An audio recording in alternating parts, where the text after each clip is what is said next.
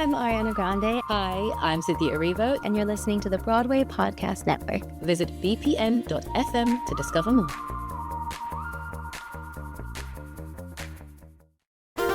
There's a cat over here. There's a cat over there. And the wrong one died. And the wrong one died.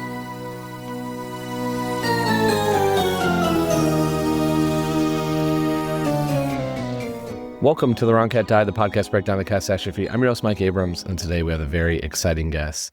I have now known this guest for a few years, and he might be one of the most devoted fans of Cats the Jellicle Ball I have met. And by the time this episode comes out, he will likely have seen the show over 50 times. So I'm thrilled to have him here today to talk about his Jellicle experience. So welcome, Jordan Stefanski. Thank you for joining me. Thanks, Mike. Thank you for having me on your podcast.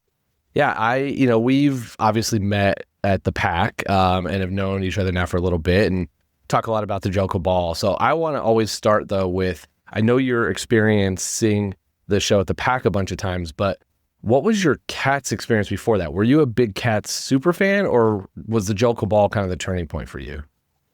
It's a very weird and winding road because I grew up, my mother is sort of like my gateway to everything theater.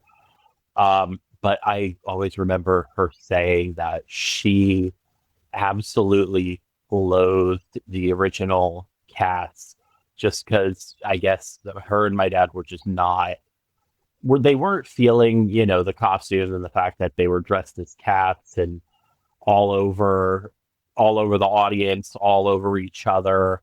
And it just sounded weird to me. And then kind of moving forward, I saw clips of the show, the 1998 video that everyone knows, on YouTube. My first real, though, exposure, and then also, of course, some of the songs here and there. Obviously, Memory is in the canon of, anybody who's ever listened to musical theater. But then my first real experience with it, unfortunately for me, was the 2019 movie.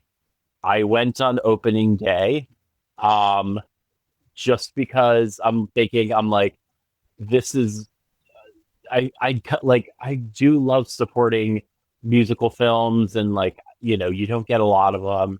And, I had my AMC A-list, and I'm like, you know what the hell? Why not? I'll go.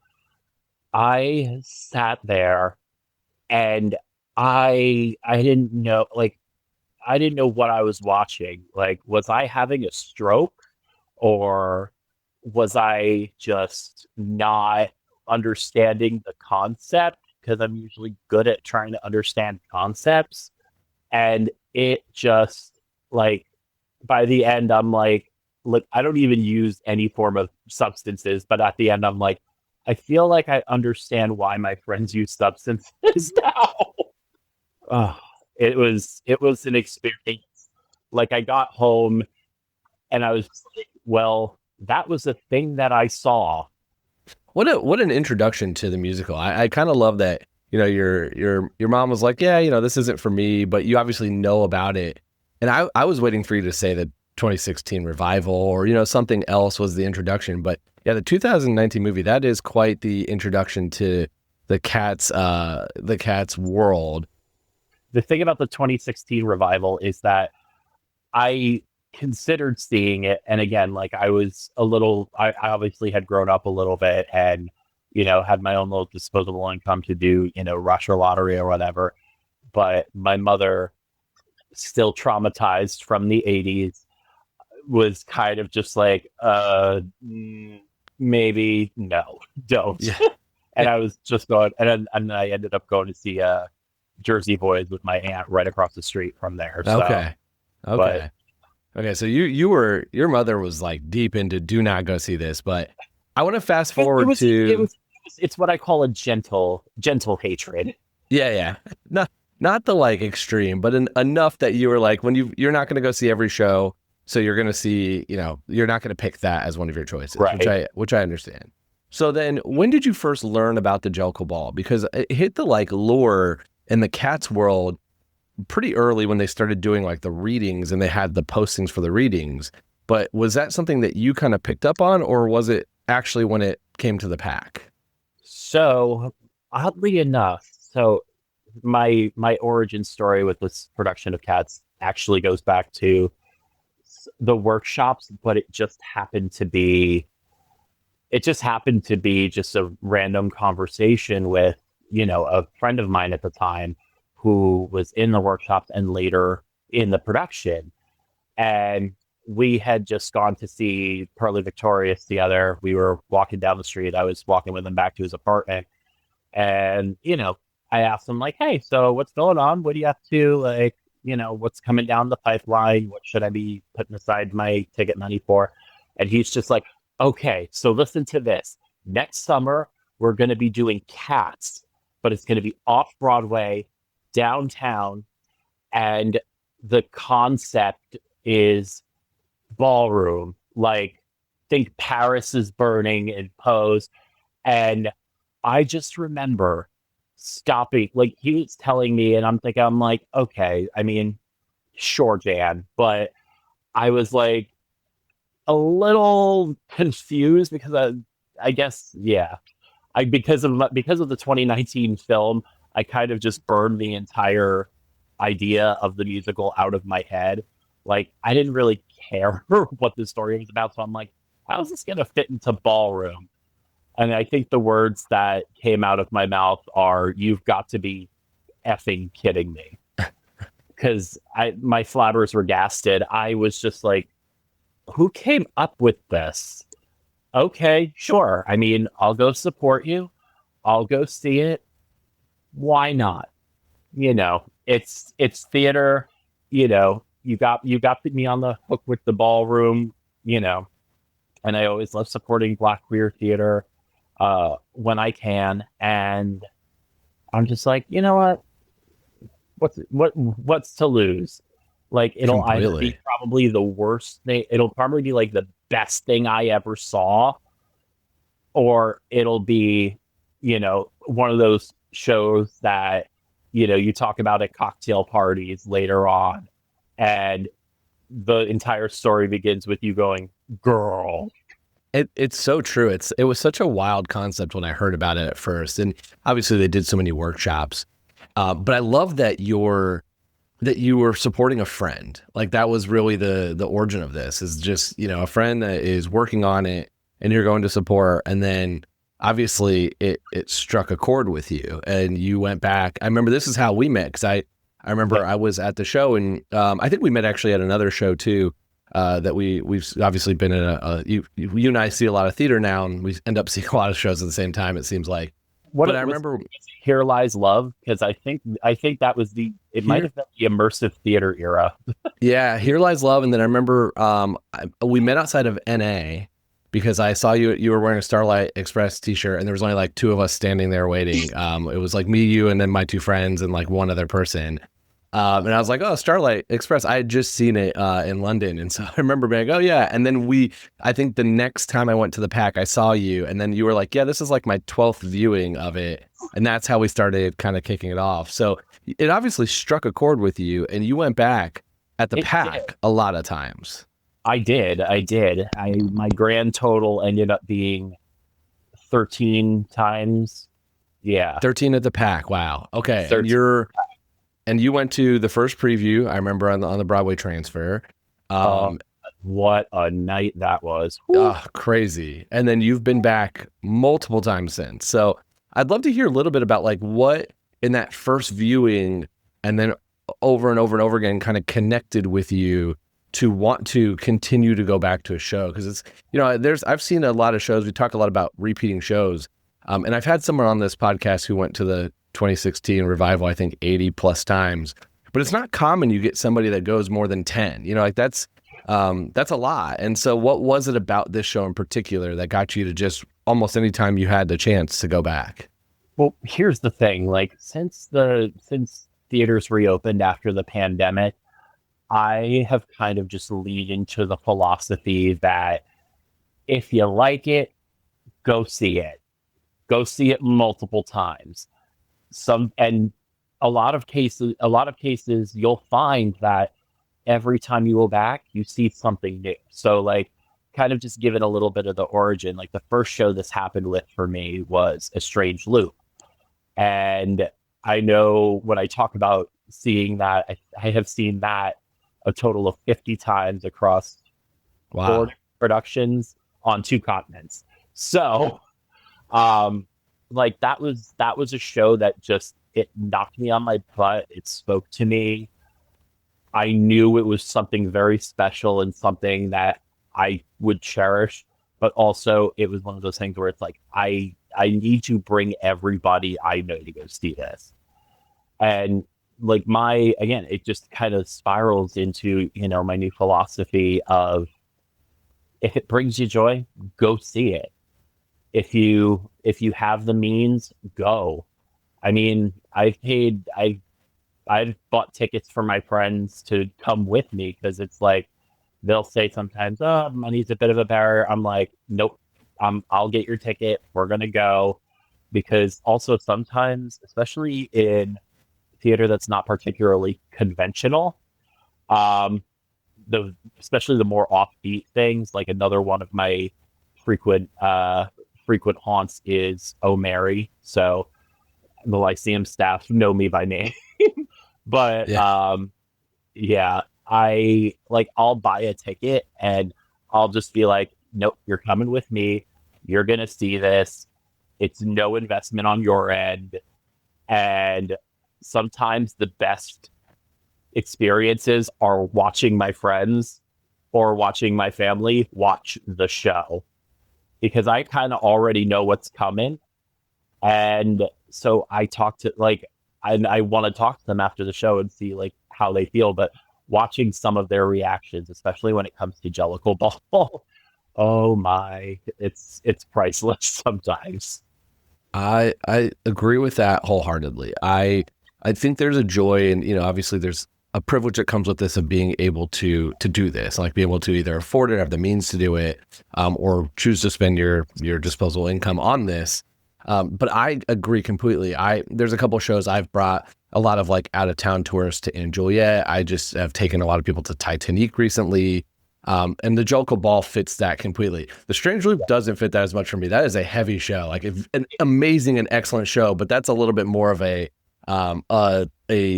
tougher experience, because it is so thoughtful and heavy. But Jellicle Ball falls in that realm for me, that you walk out with such energy and a good time, and you catch something different. And I love bringing people to stuff as well. And I've done the same thing where I've brought a friend who wants to see it just because they haven't, being like, fine, I'll get the tickets. We'll go whenever you want. I'll be there. And I love that you do that with your friends and family. And is there anything that like you warn them before they walk into the Jellicle Ball? Like, how much do you tell them? Because Cats is so unique and polarizing of a show, but Jellicle Ball is a little bit easier to follow. Do you give them like a briefing before they go, or just cold walk in and see what you get? I mean, it always depends on the show I'm taking them to see. So like, obviously like shows like I've taken people to like, A Strange Loop. I kind of have to give them context beforehand. Oh Mary, I give them like one sentence because I don't want to spoil all the jokes. Cats, the Jellicle Ball, I basically tell them that yes, it is the musical Cats. No, they are not dressed as cats. And most of my friends are gay, unsurprisingly. So I just tell them, it's like, have you watched Pose or Paris is Burning? If they say yes, I'm like, okay, it's very, very similar to that. Plus also you have Junior LaBeija in there. If they say no, I say, we can't be friends again. Go do your gay homework and then come back to me.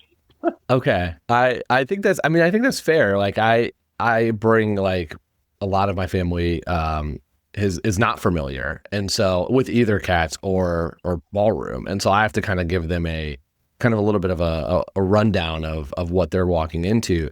But I also have just simplified it, which is like, you almost don't need to know too much. Like they'll know some of the music, and just go in and have fun, clack your fan and enjoy it. Like it's a good time, whether you understand all the nuances of it or not. And the only time I have deep conversations more about it is with the Cats fans. because I have to kind of give a little bit more of the like, all right, here's the Cats part that you're going to really like, and here's the part you have to let go of and embrace, and you're still going to really love it because it stays true to a lot of the Cats pieces of it. I mean, I've always encountered more Cats haters than Cats fans. So to me, it's just kind of selling the basic concept, especially because we live in an age where queer theater is not only under threat, but also it's not seen as much as it should be. And the fact that Jalen and Bill and Omari and Arturo and Queen and all them took the concepts here and turned it into just this massive expression of queer joy in the time we are living in right now. It doesn't deserve to be seen. It demands to be seen. Like, we should be stealing the billboard for Death of a Salesman that says attention must be paid and putting it over the Broadhurst. Yeah. I mean, I think that is so important. Like, this show in this current climate and this time is so important. And I loved seeing how they took something from the pack where, you know, you can be a little bit more experimental downtown, and bring something to the masses on Broadway, and not just have it well received, but literally be the hit of the season, like one of these shows of the season, which was, you know, some of my worries when they transferred was like, how do you keep the energy? How do you keep the intimacy? How do you keep some of the joy in a bigger, broader space? And not only did they do it, I think they expanded on it, which was so cool to see. Oh yeah, the fact that you are that much closer, like, don't get me wrong, I love that long runway, especially Same. At PAC with the curtain call, where I would joke with Silk that whenever they did curtain call, they would go into another jump split and then basically just Swiffer the entire stage with their legs all the way down, and it's like, stage is clean.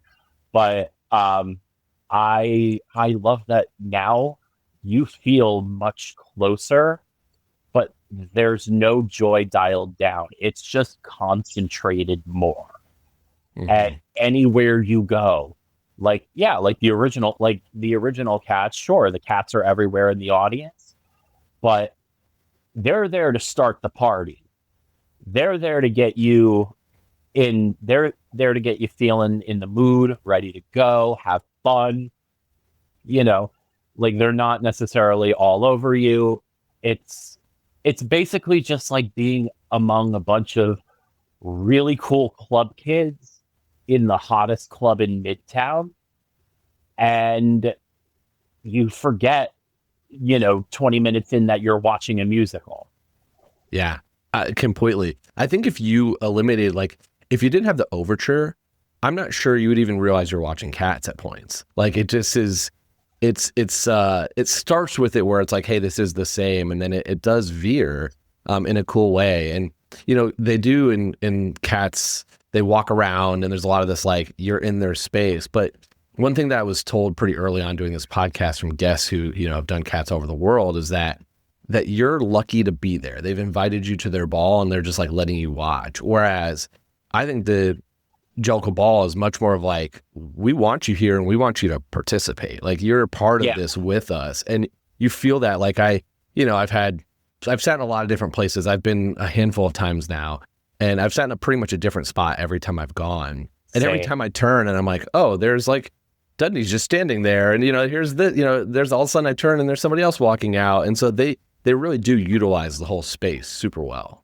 And, you'll see little, again, it's same thing at the PAC. Wherever you sat, there was always something that you caught that the next time around you missed, but you caught something else.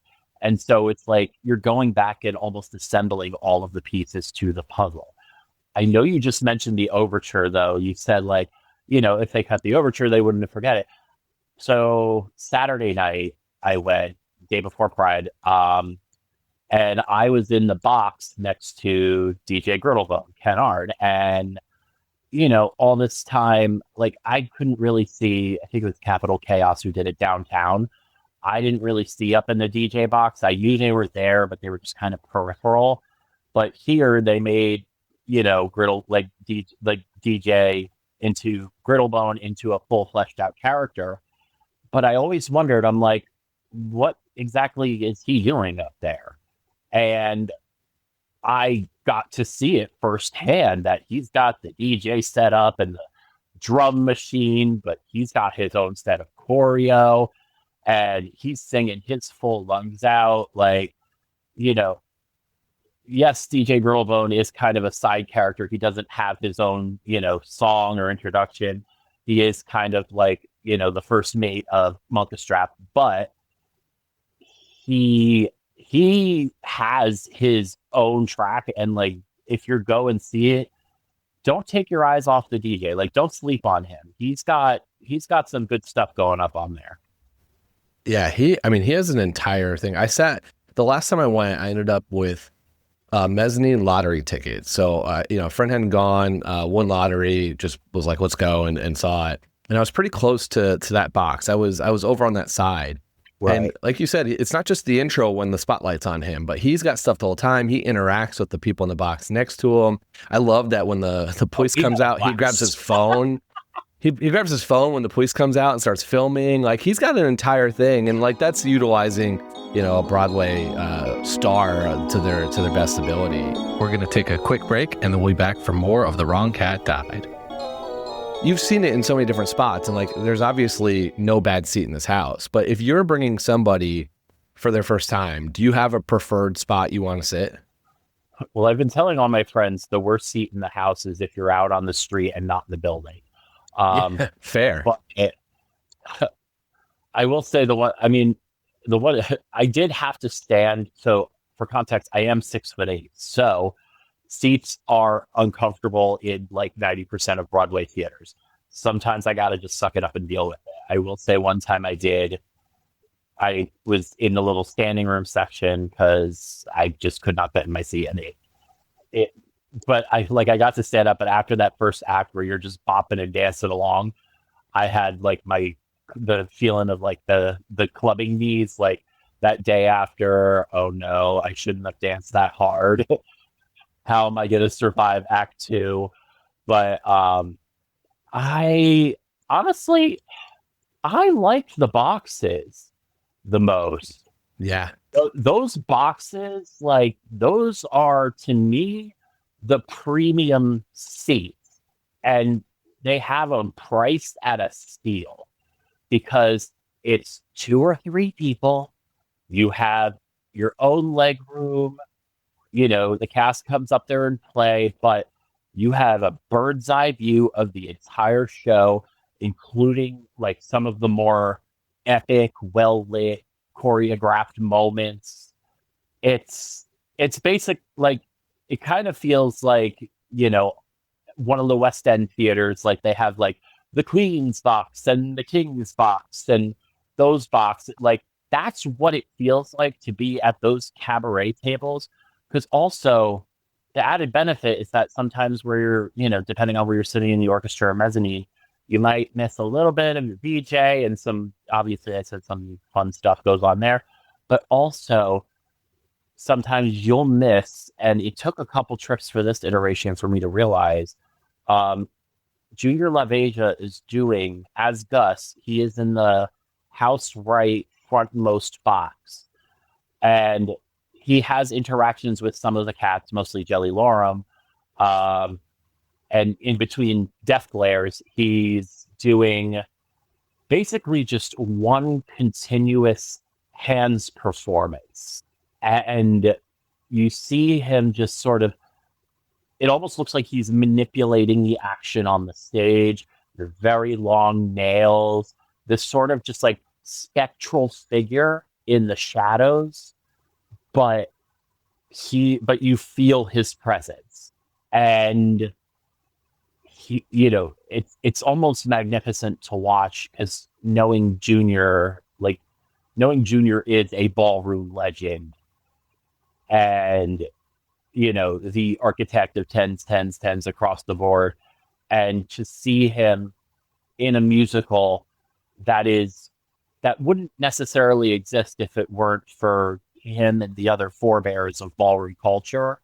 Like, to me, that's that's just one of the gifts that I feel like I get every time I go, because it's like I'm watching history Completely. And he like never calls out. So he's like always there. Well, And yeah, I mean, he's sitting for most of the show, so yeah, he is. I think like you're totally right on the boxes, because you're either sitting next to Ken Ard, who's a original Broadway Cats performer, or you're sitting next to Julie LaBeija for most of the show in those boxes, and you get to see, without doing too much spoilers, there's a cool part of the Jellicle Ball that you get to see. There's a cool part of the ending that you get to see, that you have a really good shot of, that you have almost a better shot of than sometimes some of the back orchestra, even though, you know, it obviously all comes around. I am a sucker for that Jellicle Ball. Like, it's so like good. after like once that beat drops and whoever's playing the cavity, whether it's Laomi or Kaya, once they go the 2, 3, 4, you hear the vamp up, the lighting changes. Oh God, it hits you, and it's just a marvel to watch. Like, Yeah, like you don't see dancing and bending and like on any Broadway stage like that. Like, no mere mortal could do what some of those people are doing. For sure. And it's so cool, because the Jellicle Ball is such a well-known piece of choreography, and what Omari and Otoro did is take, you know, pay homage to that while creating their own thing and making it ballroom. And it's so well done. And I love that, you know, the Cats fans that have seen it have been able to come in and still see, you know, the moments that they have that are still, you know, Gillian Lynn and paying homage to that, but also something new and different, which is, it's so well done. Exactly. You have those little homages, especially when you see, and again, not getting too much into spoilers, during the overture, the windows, the warehouse windows on the stage, or the screen surrounding the mezzanine. Obviously, if you can't turn your neck all the way around and see if you're on the stage, it shows that just transition, that it's paying homage to the past while evolving into this new creature. It's honoring its predecessor while claiming its own space. Yeah. And God, it really is. I never thought I would be ever in my life saying that Cats was a magical experience. But I mean, after that first production at PAC, like at intermission, I went back down to the box office and bought 3 more tickets. So I was all in. I mean, I finally brought my mother a couple weeks ago after a couple months of convincing, and she had a blast. Like, she loved it. Like, because I told her, I'm like, no, they're not going to crawl over you. It's not. Yeah, it's not cats. It's not the cats you like. You know, it's like Pose. I remember, like, you liked Pose when I told you about it. And Sydney playing Drum Thumb Tugger at one point, he was coming down the aisle and he was dancing up against me. And my mother turned around and joked, or looked at him and then turned to me and joked and said, she's like, okay, so that's why you've been coming back so many times. Yeah, yep. Just Team Tugger all the way. But also they have, you know, when you have the swings on, I gotta give major credit to the swings and the ensemblists who play like 850 different roles, but also the 2 dance captains. So it's Bryce Farris and Deva Huesca, who Deva usually plays Rumpelteazer. But the 2 of them, like, are just freakishly versatile. I've now seen Bryce in 4 different tracks, and he just kind of melts into every single one. Last night I saw him as Victoria, and him opposite Primo during tag team performance. Bryce was wearing his Tumble Brutus costume with Primo, and it was actually very, like, it was almost iconic to watch because they look like, the Doublemint twins. Like, they looked exactly the same. And I looked at them like, oh, that is a tag team performance right there. Because they are both very skilled. But also going over to Deva is, I call her, she's like she's the dance assassin of the show. Because Muggle Jerry and Rumpelteazer, they're not necessarily the people that are the cats that people are rooting for, because you can kind of see throughout the show they're not really well liked. And the fact, I say this as somebody who lives in New Jersey, the fact that they place them as New Jersey residents does offend me a little bit. But when you're paying attention to Deva for the rest of the show, when she's leading the Jellicle Ball, or one time I saw her do specialty split during the first part of the Jellicle Ball, the girl doesn't stop. Again, I mean, you don't sleep on the whole cast, but like, you really, like, if you're paying attention, you can find every diamond you want in the coal mine here. Completely. Deva, I mean, she obviously is incredible. I had her on the show. What I love when she gets to do, like, when, again, I won't spoil, but she gets to do a part with Emma at the end with Skimbleshanks towards the end of the show, where you get to really see like a ton of her dancing just like featured. And then I saw Bryce as Tumble Brutus the last time I went, and Bryce jumped into some dips that I was like, how do you physically do this without like hurting yourself? Like, it was so athletic and impressive, and kind of like took my breath away a little bit. And I'm with you. I love seeing understudies. I think it's such a cool, especially if you've seen the show before, it's a cool way to see different takes on the same thing. And for somebody like you, when you've seen it 50 plus times, like it's got to be amazing to watch the minor changes that are really cool. Like, just, it's their own personal take on the character versus just trying to recreate what the other person's doing. Exactly. Like, that's why I've gone, like, and that's a big reason why I repeat shows, is when you have the understudies and swings on and the director has done their job, you will get an entirely different show. That's what happened with A Strange Loop. That's what happens with Oh Mary. That's what happens with the Jellicle Ball. Because, like I said, you can insert Bryce into, like, I joke that he has literally played every role at this point except Grisabella and the Ticket Taker. So, like, it's just amazing to watch and see what they do. I was also there the week that they had all the week of the Tony nominations, I believe. Andre was out. So they had Puma and Ken go on as Old Deuteronomy. So I, hit Swingo with all three of the Old Deuteronomies. And again, 3 diametrically different performances, but all just very, very regal in their own way. I think it's so fun because it's like you're going back for many reasons, bringing new people, seeing different versions of it, and then just experiencing the joy. I have to ask, now that Cats has been, like, non-Jellicle Ball Cats has been making a little bit of a resurgence in a lot of places around the country and is about to start overseas in London. Has this sparked your interest into seeing a cat version of Cats? I actually haven't given it much thought. I know they have I think it's circus themed Cats opening in London. I think it's a production at Regent's Park, which is a theater if you've ever been. I have my tickets already. I'm going in August, and I don't know if it's. I haven't figured out much about. They've been a little cagey with what they're sharing, so I'm not sure if it's circus, it's outdoors.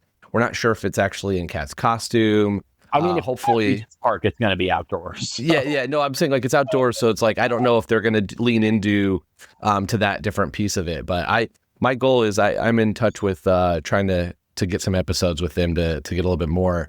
But there's a bunch of couple weeks productions happening all over the country too, where you get a regional theater or even smaller at times, doing their own little production of cats, which is fun. So is it something that you're not interested? No, I wouldn't say I'm not interested. It's that usually by the time I hear about them, they've already kind of come and gone. Yeah. Okay, that's fair. Because if they're around the country, it's like, okay, get up or go. Like, it's easy for me to just kind of, again, where I live, just go to New York, go to the ball, have a ball, go home. Yeah. To go and see a show, across the country, it's like, I want to be able to support shows. It's just, a logistical nightmare.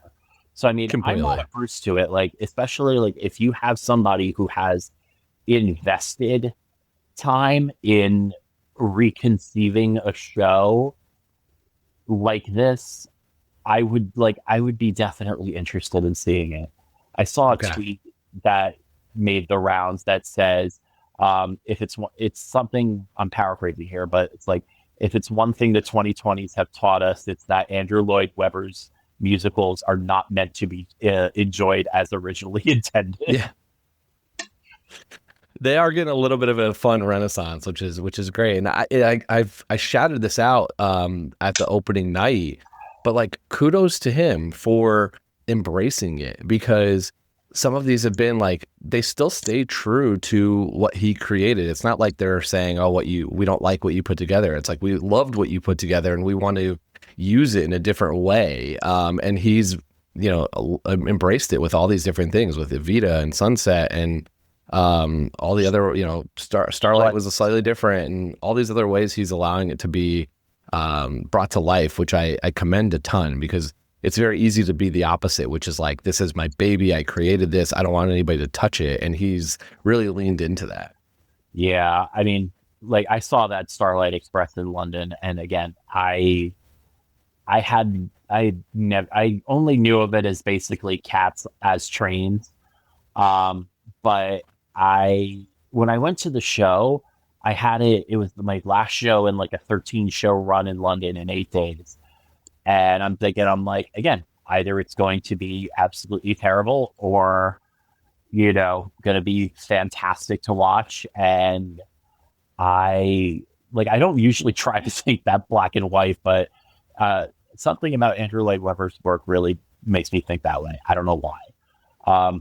But that production of Starlight Express in the purpose-built theater, feeling all of them whiz by me, I was enraptured. Like, again, it was like being in the middle of almost like a futuristic kind of sci-fi film. I mean, I loved it. I saw it, same thing. I saw it the last one of a multiple show trip, and I was there for Wimbledon. So I was like, I had gone to tennis and then a couple shows, and this was the end right before I flew home the next day. Funny enough, I ran into Bill Rausch, the director of the Jellicle Ball, one of the co-directors, in the lobby, also seeing the show, just like happened to, and this was like just after we were a little ways into the pack production. So it's like, I had met him and we talked a few times, but just, I didn't know him as well as I do now at that point. And it just like, there he is in the lobby. And I was like, at first I was like, this can't actually be, like, I don't know anybody in London. And then I talked to him and we had a really funny conversation of like, yeah, we're both at this other Andrew Lloyd Webber show. But same thing. It's such a fun, fun production. It is cats on wheels. It's a very, very similar storyline. We're going to take a quick break, and then we'll be back for more of The Wrong Cat Died. Let's move to some rapid fire here to round us out. Okay. So if you could play one cat in the Jellicle Ball, who do you want to go on as? I honestly would love to be, as much as I would love to be any of the major dancer tracks, I know I would absolutely break myself into pieces if I tried any of those. I think I would want to be like either Bustopher Jones or Gus the Theater Cat. Okay.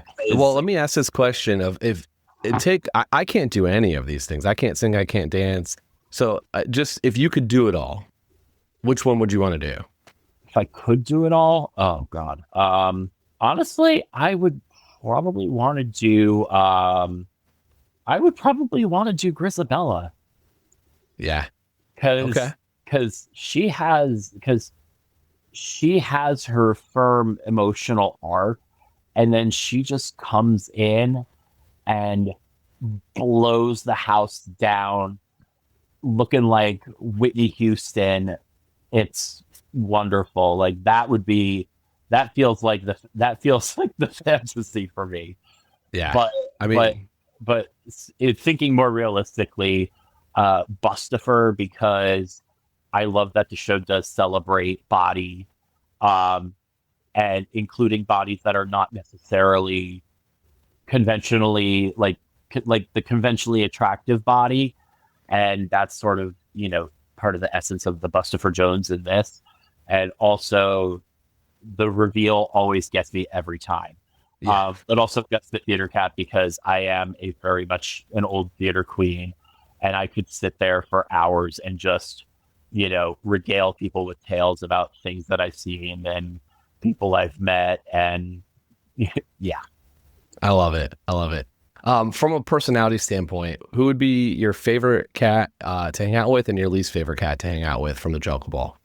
Cat to hang out with. Well, I wouldn't want to hang out with Bombalurina, because in this iteration, she's just shady boots. Like, Yeah. I don't think I see her do anything nice in this. I think she's clapping in Tugger's face and giving Tugger, load of a bunch of crap, and then she's committing theft and all this, Bombalurina is very much a unsavory individual.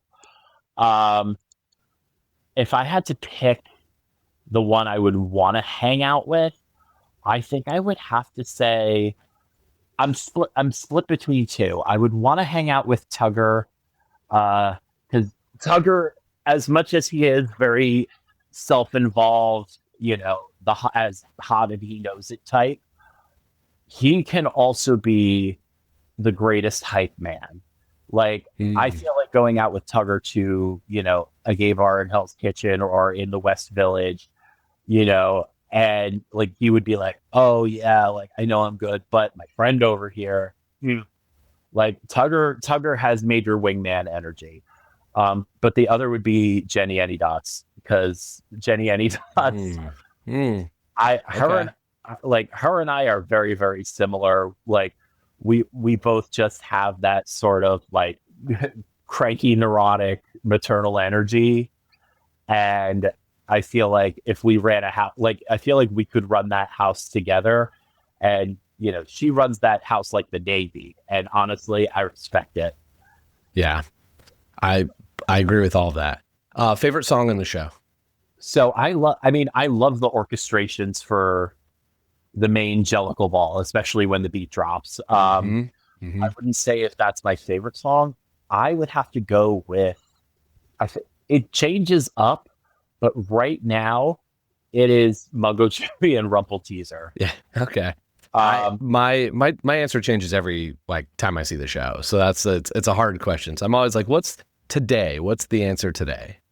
Because a lot of times it'll be just the title number, because it's at that point when it goes quiet before it goes into the big first voguing choreographic moment that just feels like a shot of adrenaline right in your body. But Mungo Jerry and Rumple Teaser gets stuck in my head more often than I want to admit. And also, again, in the current iteration, with their costume reveal for the tag team performance, there seems to be a piece of the orchestration when they come out. It almost sounds like a little bit like New York, New York. And yeah. I hear it and I think, what a clever homage. Like, it's acknowledging that this, space is in New York City. It has that big, kick line showgirl energy before going into, that underground ballroom vogue. So true. It does have the little Victoria Grove, New Jersey, like piece to it, which is very smart. If you were in one of the houses, which house would you be? House of Dots, House of McCavity, House of Glamour? I mean, we don't know much about House of Glamour. I mean, I don't think I know much about House of Glamour. Maybe that's something I'll pay attention to on the next round. But I think I wouldn't be McCavity because, let's be honest, I would not be good at a felony. I think if I had to pick of the houses that are there, I would say House of Dots because, again, like I said, Jenny Any Dots, my grandmother was from Puerto Rico, so every time I see Jenny Any Dots like running with an iron fist, I'm just imagining my grandmother. But also, I would love to actually be in the lineage of Gus and Monkey Strap because I feel like that's more natural to me as a person, that I have a very large outsized presence and I can, I'm very charismatic, and they are the commentators. They keep things moving, but they don't always necessarily want to draw the attention to themselves. And I think the Gus Monkey Strap lineage, that house, that would be where I think would firmly belong. I think that there's probably more houses than they announce. So I think that's a good answer. My last question is yeah.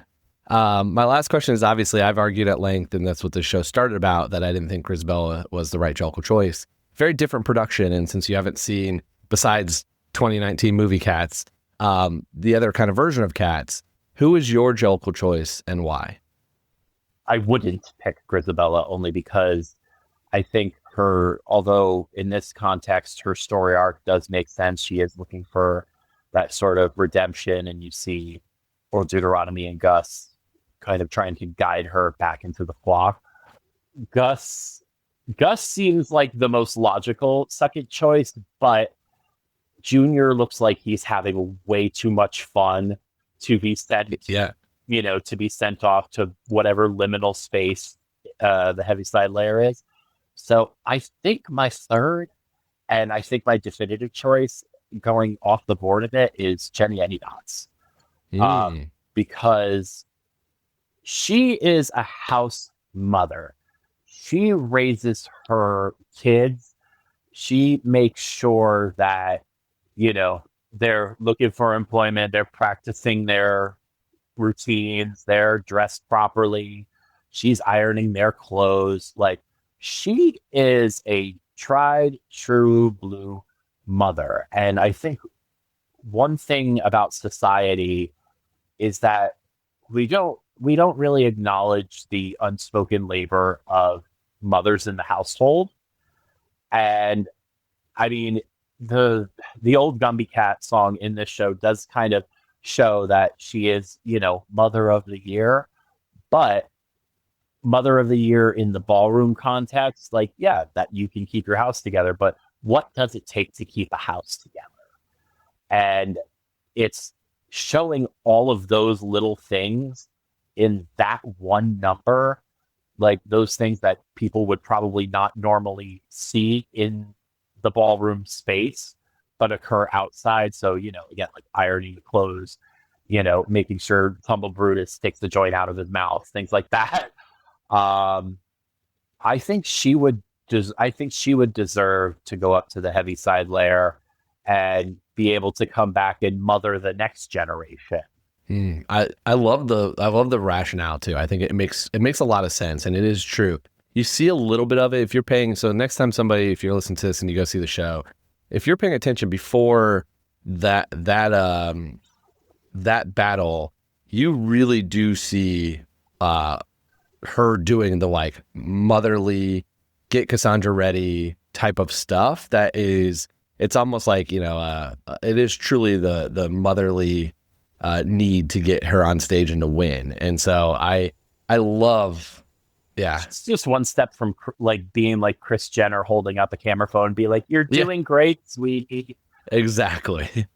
It is exactly that. So I'm pro Jenny Any Dots for this choice. So this has been so fun. I have loved hearing. I mean, obviously, you've talked a little bit about this before shows and stuff, but not at this level of depth. And I've loved hearing, the why behind you're seeing it so much, and the way you think about it, and just your love for the show. And I hope people that listen to this see that, like, this show does bring that much joy to people. And if you haven't seen it yet, you've got to go. And I'm sure if you go, probably one of us will be there. So come find us and come say hi, and because the chances are that one of us will be at this show anyways. People recognize me from my social media at the show, and I get a little flustered because it's just like, oh, you're the one who's here all the time, and in my head I'm like, crap. But like it's been a coming to terms with, because I bristle at the idea of being a quote unquote super fan. I feel like it's a dirty word. I just prefer being somebody who loves to patronize good, well-crafted theater. And if it means that I am seeing it 40, 50, 800,000 times, that's my way of appreciating good art, is going back and dragging everybody I know and their mother with me. Especially queer theater, especially Black theater, looking outside of the box that I exist in as, a white presenting man with male privilege, cisgender. The theater that is always outside of my own lived experience is almost always the best theater that I can see. I agree with that completely. And I think that is a wonderful way for us to close this, because it is spot on. So it has been a joy to have you on. Thank you so much. I'm glad we finally got to do this. Yeah, me too. It's been so nice trying to finally have an opportunity to explain myself, and now people can finally understand, hey, why do you keep going back? Do you have a problem? And it's like, no, listen to this podcast. You'll know why. You know what? I've never thought you've needed the why. I'm here. I've always believed that, like, if it gives you joy and it doesn't harm anybody else, have at it. And so, that's what I resorted to telling people too. It's like, it brings me joy. Like, I know it brings you joy. We're not the same person. Yeah. Well, this has been so fun. So thank you for coming on. And thanks everyone else for listening to this episode of The Wrong Cat Died, a podcast breakdown of catastrophe. To follow along, you can subscribe on Apple Podcasts, Spotify, anywhere else you listen to podcasts. Follow us on social media at The Wrong Cat Died, or check our website, thewrongcatdied.com.